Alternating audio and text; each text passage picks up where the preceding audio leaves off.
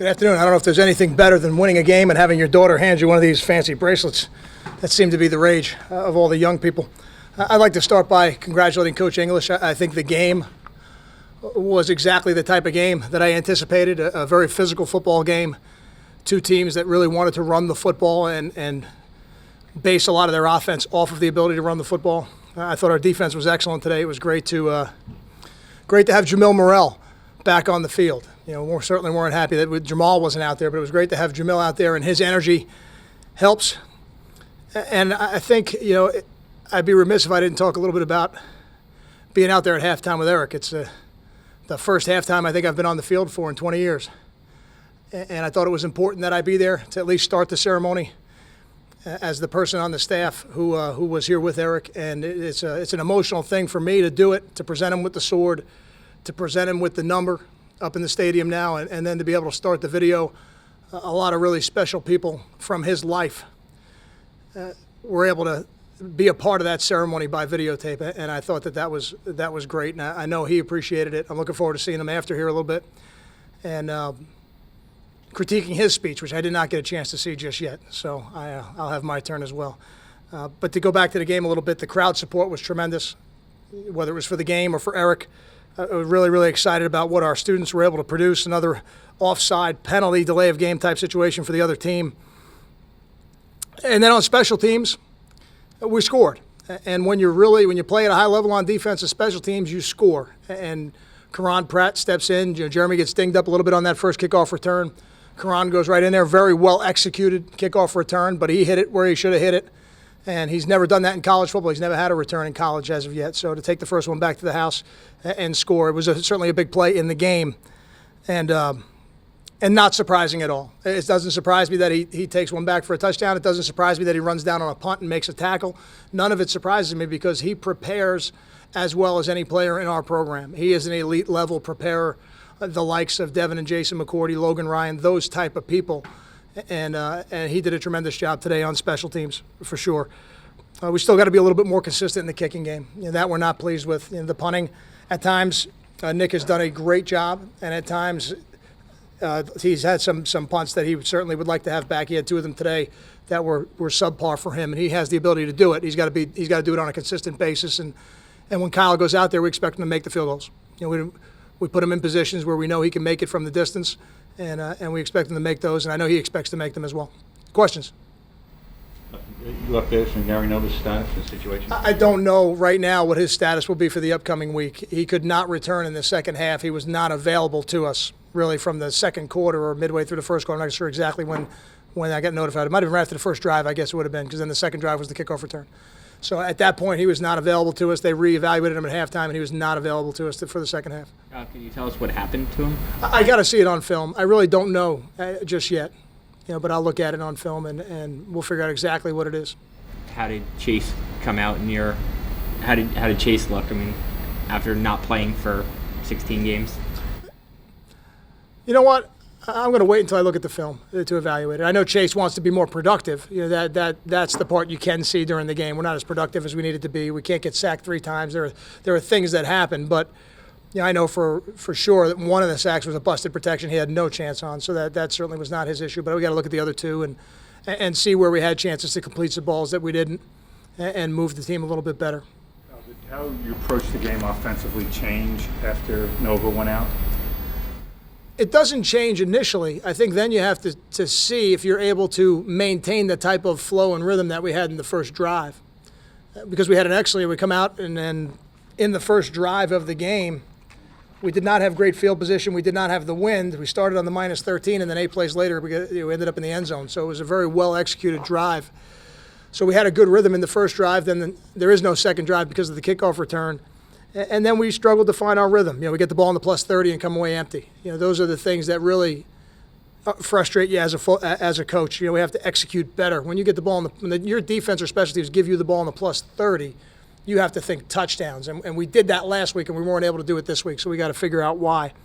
You know, and then 5 plays and a punt, 4 plays and a punt in the first half. So in the second half, we ripped off a few runs. But I think we're going to have to examine everything we did, decide if it's the best thing to do with the personnel we have going forward, which we're not sure exactly what our personnel will be, and then put together the best game plan we can to be 1-0 next week.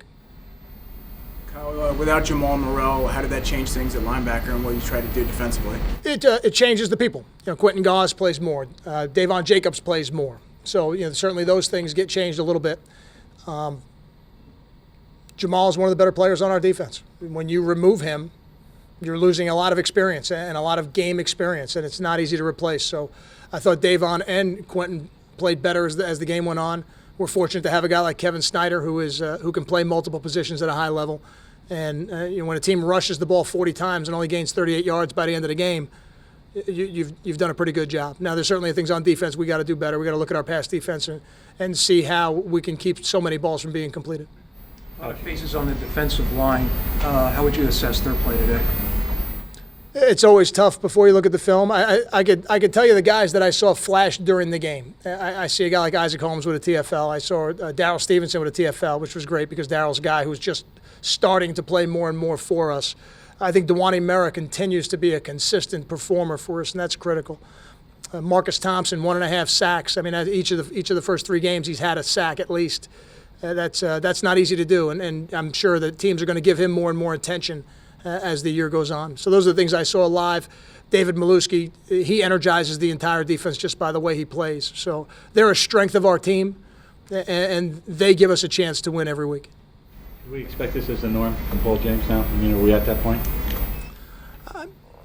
I'm very pleased with Paul. And to consistently create big plays in the running game is what you want. When you look at the running game, there's certain things you look at, and you got to eliminate negative runs.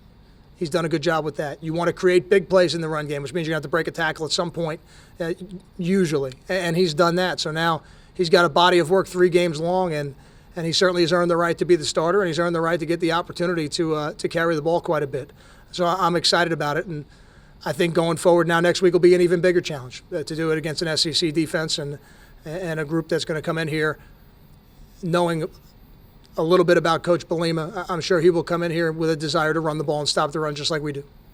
I know you'll watch the film, but Dallas at center, any initial thoughts on that? Very pleased. Very pleased. I thought Dallas operated well at center. We had one snap issue where I believe the snap was early. I'm not completely sure if it was or not, but it created a penalty for us. But to have one in the game, I thought he operated the game very smoothly. And I think that's critical when you go in there without having get battle tested in games and actually missing a day of practice this week because of a death in his family. For him to be able to go out and perform like that, I'm proud of him and I'm excited for him. And we needed him to do it today, and he stepped up.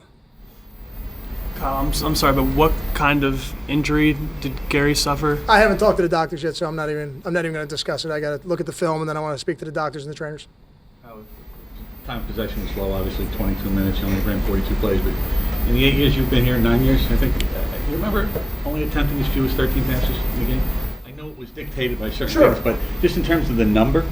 I don't know. Yeah, it's certainly a low number. I would not have gone in. I don't know if I would go into any game thinking that we would attempt 13 passes. We don't do that. We want to be balanced, and whether that's 60-40 run pass or 60-40 pass run or anything in between, I think that's a pretty balanced offense. So I wouldn't have expected that. The time of possession, I don't fixate on it much because nobody's ever given me a statistic where it equates to wins. And when you have a kickoff return that goes for a touchdown, that's a possession that you don't have. And when you have big plays in the run game that go for touchdowns, those are possessions that get shortened for good reasons. So the time of possession, I don't fixate on. The 13 passes, though, I would not have gone into the game thinking that would have been the result. That said, Kyle, does that put extra emphasis on Paul James's performance? I mean, did he step up even further given the fact that you didn't pass the ball that much? I think it might be the other way around. I think because he stepped up, we didn't pass the ball as much. I think those drives get shortened, and they land in the end zone before you need to attempt those passes on third down or second and 5, whatever they might be. Kyle, since the team hasn't really been able to pass the ball much since Fresno State, do you want to try to put more emphasis on that before conference play starts next week, or do you just want to keep going with what works? No, I think every week we have a game plan trying to be 1-0. Where I'm not looking ahead to conference play. We are completely fixated at this moment on trying to be 1-0 next week when Arkansas comes to town. It'll be a tremendous challenge for our program, and we'll have a lot of work to get ready for that game. And then when that's over, then we'll worry about the next one.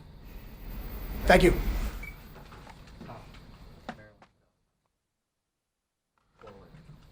12. On the tally, I think. Pretty sure. Was that home or away? That was at